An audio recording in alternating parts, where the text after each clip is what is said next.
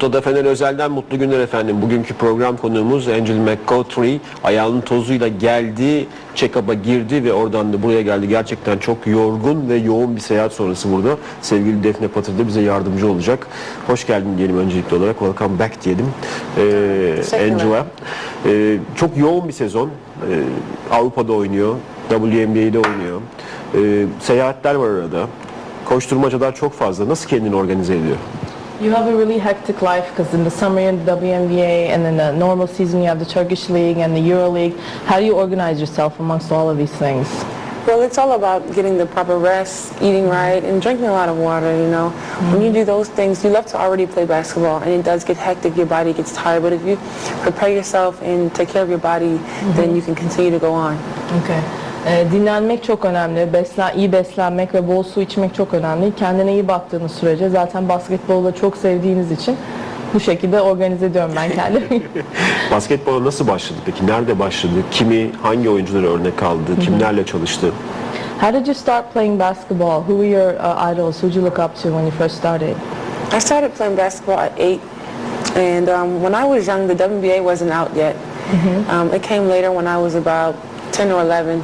So when I was younger, I looked up to the men like the Michael Jordans, the Scottie Pippens. I liked Charles Barkley.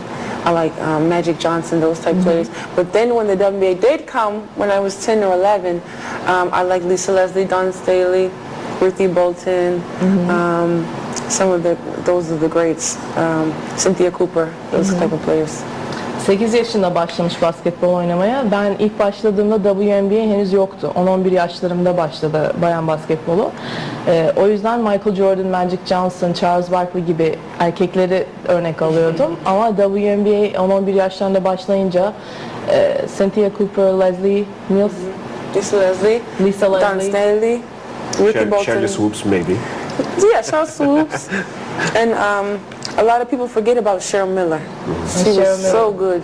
If the WNBA was there when she was still playing, I mean, she was a female Michael Jordan and can dunk with ease.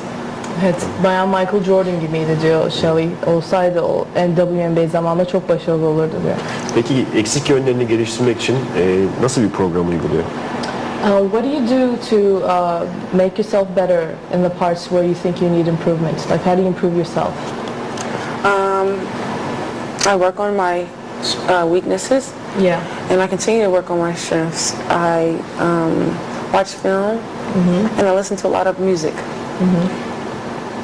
Sürekli çalışıyorum. Hem iyi olduğum şeyleri daha iyi yapmak için, zayıf olduğum yönlerimi de geliştirmek için müzik dinleyerek, film dinleyerek de ruhumu dinlendiriyorum, izleyerek. Peki 2 sezondur profesyonel olarak Atlanta'da oynuyor. Öncelikli olarak niye Atlanta? Atlanta tarafından Atlanta'yı o mu tercih etti yoksa kulübü mü onu tercih etti, onu öğrenmek istiyorum. Daha sonrasında da 2 senedir profesyonel olmasına rağmen 2 kez üst üste final oynadı ve ikisini de kaybetti. Takım performansı ile ilgili, Atlanta'nın performansı ile ilgili görüşlerini rica edeceğim. You've been playing professionally with Atlanta for the past 2 seasons, the past 2 years. Did you? 3 years. Did you look up to going there, or did they find you somehow? That's the first part of the question. Well, out of college, it's more like they find you and you get drafted. Who are the best players in college, which is below the professional. So they found me, and I was glad they picked me to be number 1. That was the best feeling in the whole wide world. Onlar beni buldular. Normal NBA'de olduğu gibi yine draft sistemiyle seçiliyorsunuz ve 1. sıradan seçilmiştim. Benim için çok gurur duyucu bir şeydi bu.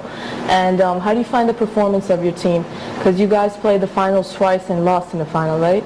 Yes, very sad we lost, but I'm very grateful for the opportunity to be there. Some players never get that far. Right. Maalesef kaybettik çok iyi oynamamıza rağmen ama o seviyeye gelmek bile bizim için yeterli çünkü bazı oyuncular onu bile yaşayamıyorlar. Finalde 2 defa 2 maçta NBA rekorlarını, Women NBA rekorlarını alt üst etti. Önce 30 sayı attı, sonra 38 sayı attı ikinci maçta. Onunla ilgili neler söylemek ister? O performansını yükseltmeyi neye bağlıyor? In both finals, you were like the scorer of the game with 33 in one and 38 in the other, I think. How do you keep developing yourself better each year? What do you do to improve yourself? Well, I feel that if I don't get better each year, then I'm failing my teammates, and I'm failing my coaches, and I'm failing myself and my family. I always feel that I need to get better to improve and to help the team. You know, and sometimes I feel like, man, I need to get more better because we didn't win the championship. But it's just a way of our time will come. Sonuçta ben bunu yapmak zorundayım. Hem takımım için, hem antrenörlerim için, hem de ailem için. Bu işi yapıyorsam kendimi sürekli geliştirmem gerekiyor. O yüzden elimden geleni yapıyorum bu konuda. Minnesota ile oynadıkları final maçı sonrası Simon'la Twitter'da karşılıklı yazışıyorlardı. Neler yazıştılar onları çok merak ettik. After the Minnesota final game, you guys were writing to each other with Simone on Twitter. Like, what kind of stuff were you writing to each other? I didn't know that. Just I told her congratulations. It's always good to show that you're a good opponent. Right. Even if you lose, always be happy for the person that won. Because Right. one day you want somebody to be happy for you when you win. Exactly.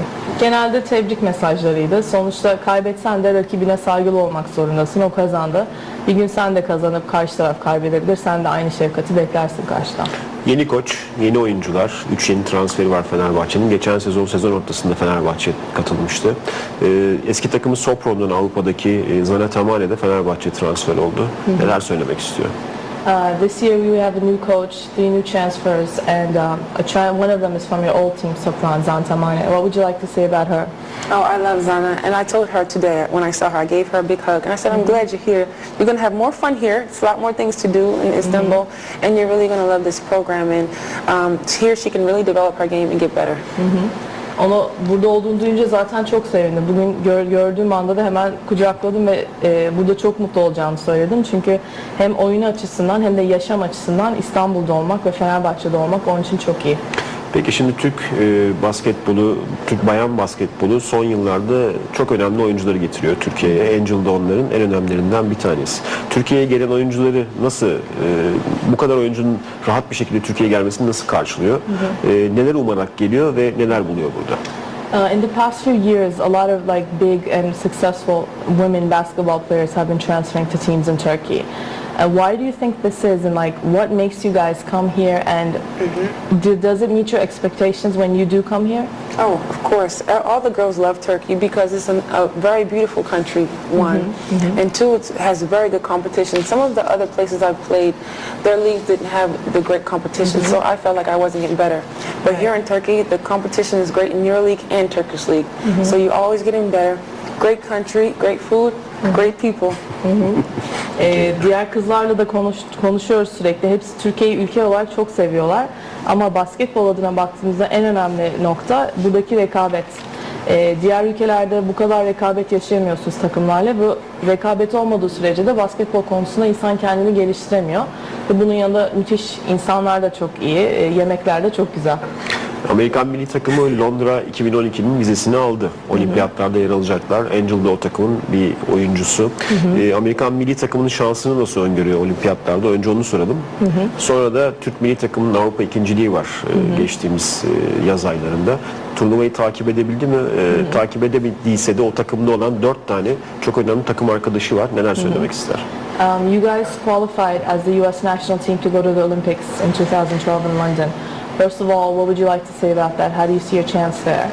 Well, first I want to say congratulations to the Turkish national team for making it to the finals last year in the European Championships. Very great to watch, some of my teammates playing that, and they did so well. Right. But for us, I'm just glad that we have the opportunity to be there again, to represent my country as well, and to, show, how classy we are, and hopefully, we can just go to the Olympics and have fun. It's a once-in-a-lifetime opportunity, so it's something you don't want to take for granted. Right. Tekrar olimpiyatlara gidiyor olmak çok gurur verici bir şey. Sonuçta oraya gidip eğlenmek çok önemli. Ne kadar basketbol tabii ki ön planda ama zaten eğlenerek yapınca başarılı oluyorsun. Hayatta her zaman karşınıza çıkan bir şans değildir bu. Bu arada biz Türk milli takımı da tebrik etmek istiyorum. İzleme şansım oldu, takip ettim. Bir soruyu sormadan o cevap vermiş oldu. Takım arkadaşlarım hepsi mükemmellerdi diyor. Peki şimdi